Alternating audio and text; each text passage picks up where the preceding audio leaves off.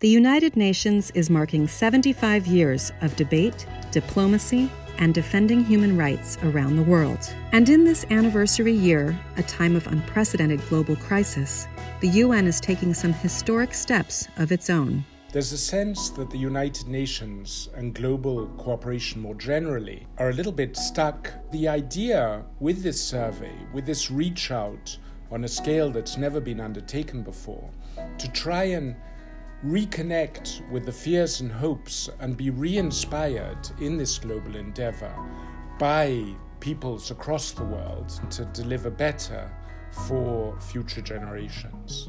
Launched in January 2020, the UN75 survey is the organization's largest effort to date to crowdsource opinions on and solutions to the most pressing issues of the 21st century. I think ours is the era of uncertainties. While some of the challenges that existed when the UN came into being are still with us, there's a whole range of new challenges, like climate change, like the threats and opportunities of new technologies, which really require us to rethink our global institutions.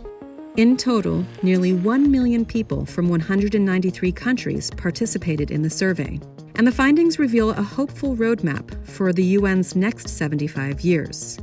An overwhelming 87% of respondents saw a need for greater cooperation to tackle global crises overall. COVID has reminded people that multilateralism, international cooperation, is not a luxury, it's a life-saving necessity in an interconnected globe.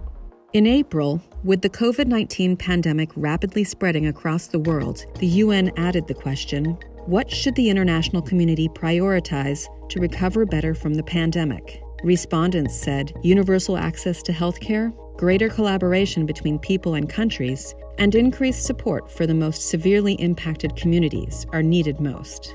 When asked to look to the future, people said focusing on climate change and the environment is the number one way to a better world in 2045, receiving nearly double the endorsement of any other issue. Absolutely unambiguously everywhere, the biggest concern globally in the longer term is around the destruction we're doing to our environment. Concerns about armed conflict and political violence around the world came in second, with health risks such as COVID-19 coming in third. More than half the respondents are optimistic about the future, believing life will be better in 2045. We will use these findings to try and advocate and influence decision makers across the world to take into account these voices of we the peoples and their particular expectations of international cooperation.